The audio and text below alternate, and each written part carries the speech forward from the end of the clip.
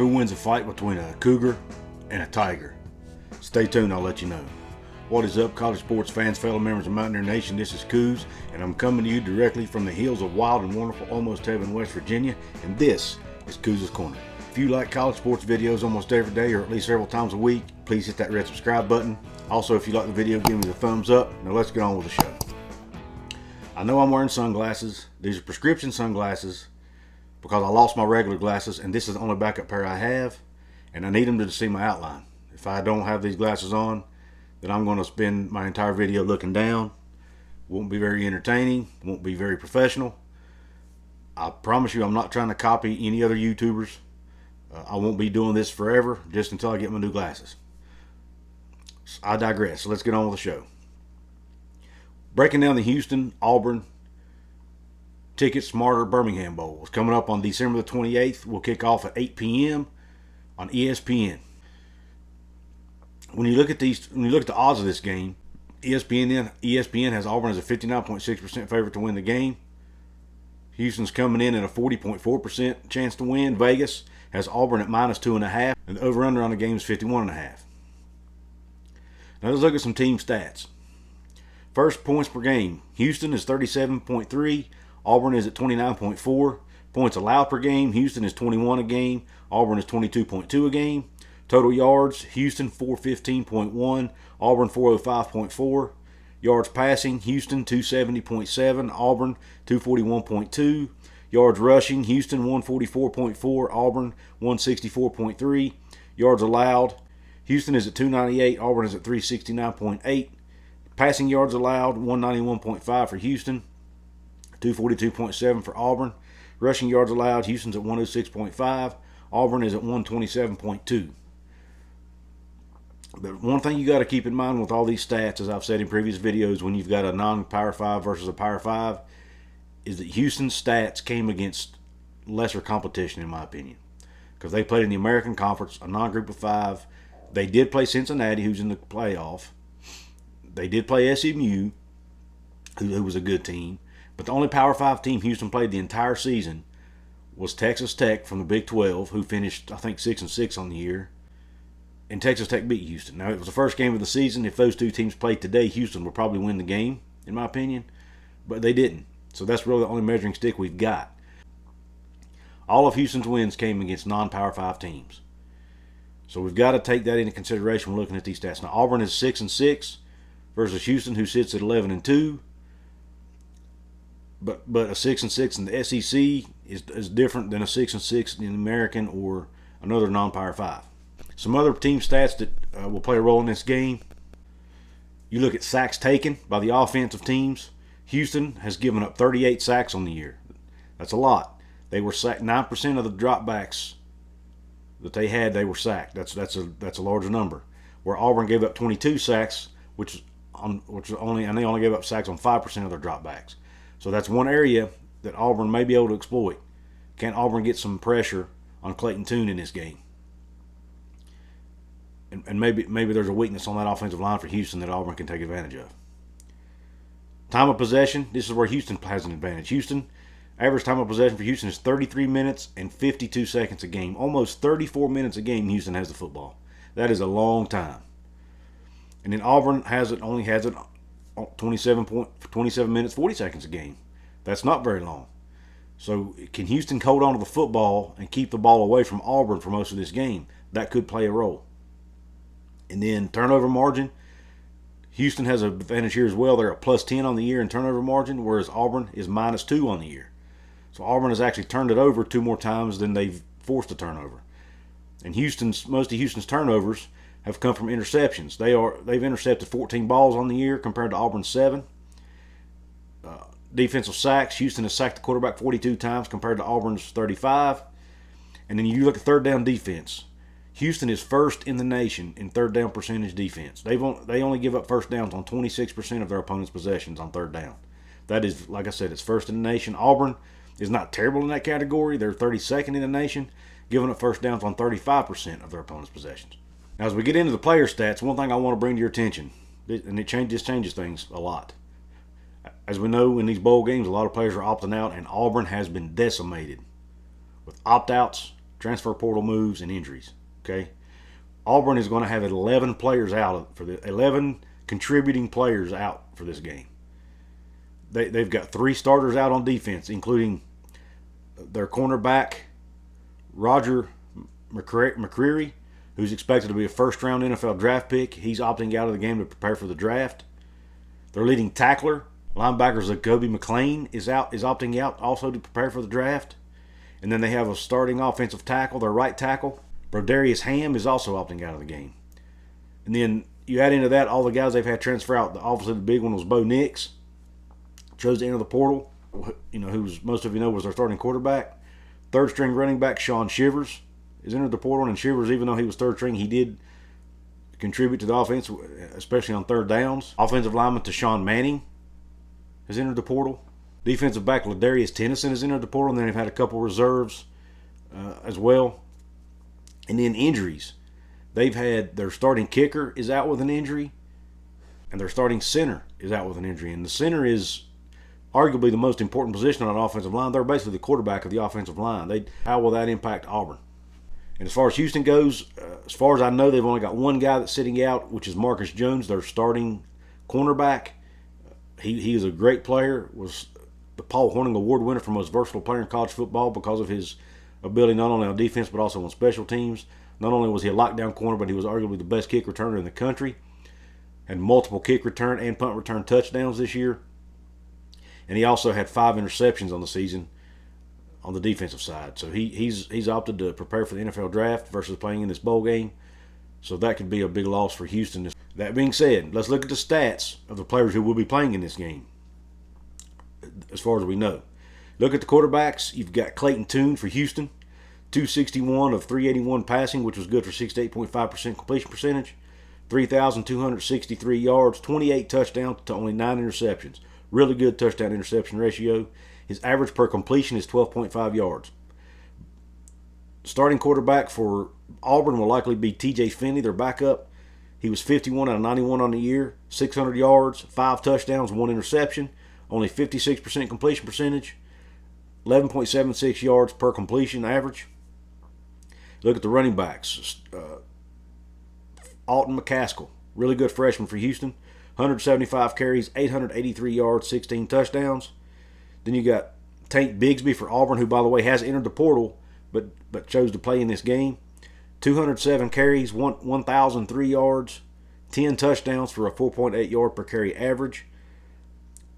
And then they've also got Jaquez Hunter, a good backup running back. He's carried the ball 84 times, 576 yards, 3 touchdowns, 6.9 average. As you see, his yards per carry is actually higher than Bigsby's. And I'm wondering, will Brian Harsin give him more carries in this game to prepare him for next season with Tank Bigsby opting to leave? That'll be interesting to watch. And then on the receiving side, Houston's got a star in Nathaniel "Tank" Dell. They have a tank of their own. Nathaniel Dell goes by Tank. 80 receptions, 1,179 yards, 12 touchdowns. Was the top receiver in the American Conference this year. And then you've got Kobe Hudson for Auburn. 40 receptions, 523 yards, 3 touchdowns, 13.1 average. Now, Auburn has a couple other receivers, too, that you need to watch in this game. Shedrick Johnson, 38 catches for 514 yards, and then Demetrius Robertson, 35 catches for 474 yards and 4 touchdowns. So they've got other guys as well besides Hudson that can hurt you. They like to spread the ball around to different guys. Some other key players that are expected to play in this game. First, for Houston, you've got backup running back Tejon Henry. He's got 109 carries for 515 yards, 7 touchdowns for an average of 4.7 yards per carry. They also have a tight end that can hurt you. His name is Christian Trahan. Trahan has 34 catches on the year for 368 yards, 2 touchdowns, average of 10.8 yards per reception. And then I talked about Auburn spreading the ball around.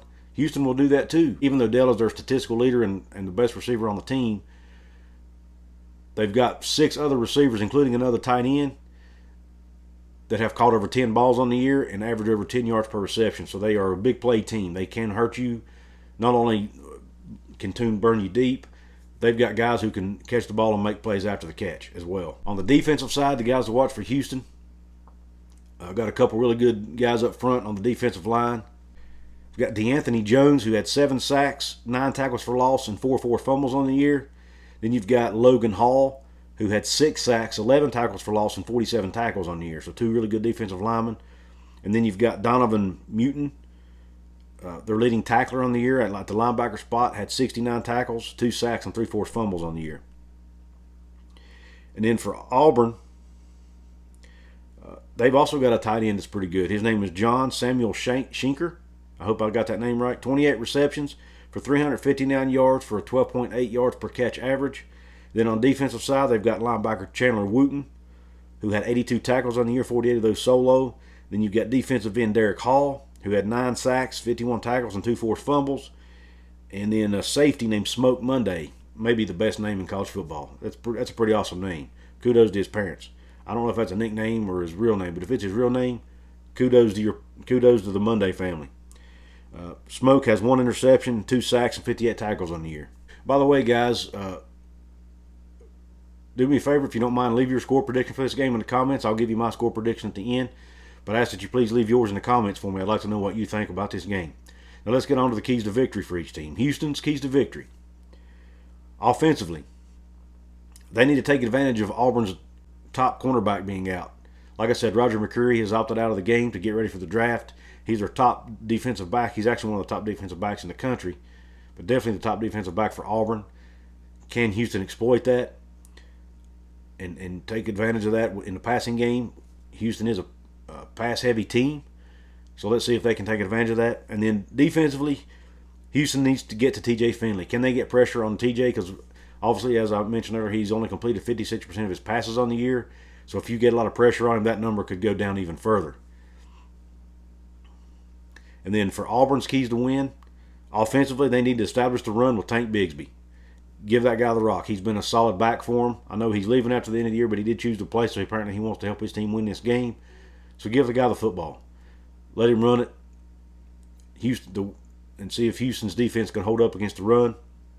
And since you got a backup quarterback in Finley in the game, you want to take some of that pressure off of him and let your star running back lead the way for you. And in defense, and also the offensive line needs to protect Finley from the Houston pass rush. Give him a clean pocket to throw the football. And then defensively for Auburn, the backups need to step up. They've got a couple key defensive players out in the game. They're arguably their 2 best ones. The backups need to step up and play well. They need to show why they're SEC football players. They were recruited to play in the big boy conference and one of the big boy programs. It's time to step up. Show why you're there. And then also they need to make Houston run the ball. Try to lock down the Houston pass game. Make Houston a little bit more run first. Try to force them to beat you with the run, because that's not really what they like to do. They like to beat you with the long ball in the pass game. Now McCaskill's a good back, so he is capable. But if you make him one-dimensional, and you can load the box up a little bit, then you'll have a much better chance of stopping that run game. Now my score prediction. Obviously Auburn's a favorite in this game because they're out of the SEC. But you got Brian Harsin, his first year at Auburn, coming over from Boise State. You got Dana Holgorsen at Houston in his 3rd year, coming over from my school, West Virginia. Which coach has the advantage? I don't really think there is one here. Both coaches are experienced coaches. Both coaches have coached in bowl games. You look at talent and skill, I would probably give the edge to Auburn because they're in the SEC. They're playing with a lot of 4- and 5-star recruits. But my gosh, Auburn has been decimated with the guys sitting out of this game and the transfer portal and injuries. So, and I think Houston's going to come into this game hungry to prove. They want to prove something. Any of these Group of 5 teams playing against Power 5 teams, especially SEC teams, they've got something to prove. We saw it in the UCF Florida game when Florida had a lot of guys out. I think we'll see it again in this game. I think Houston wins this game, and not only do I think they win it outright, I think they win handily. I think Houston blows out Auburn in this game, 32-17. I'm taking the under. That's only 49 total points. I think Houston not only covers, but they win outright, and they win 32-17. And Dana Holgorsen gets his first bowl victory as the coach of the Houston Cougars. And Brian Harsin has to go back to the drawing board and see what he's got for next year. If that happens, I don't think it would be an indictment on Harsin. Like I said, he's been decimated with these guys sitting out and leaving the team. I don't think the guys are going to be extremely motivated to play. because it's a bowl game they probably don't even want to be in, to be honest with you. They're playing at UAB Stadium, which holds 47,000 people, and my gosh, Auburn's an SEC team. They play in stadiums that bigger than that week in, week out. So I just don't see Auburn being real motivated here, I'll be honest. Tank Bigsby's already got one foot out the door. I just think Houston comes in more motivated, more ready to play. They got more pieces intact out of their team as far as their key contributors. So Houston wins it 32-17. Well, let me know in the comments what your score prediction is. What do you think about my prediction? Do you think I'm wacko for predicting Houston to win by this much? Let me know. So let me know in the comments what you think. Once again, I ask that if you haven't yet, please hit the red subscribe button. Please give me a thumbs up if you like this video and this analysis. Please share it with your college sports loving friends. If you like football preview videos, check this video out right here. It's my preview of the West Virginia-Minnesota Guaranteed Rate Bowl. I appreciate you tuning in. Q Country Roads.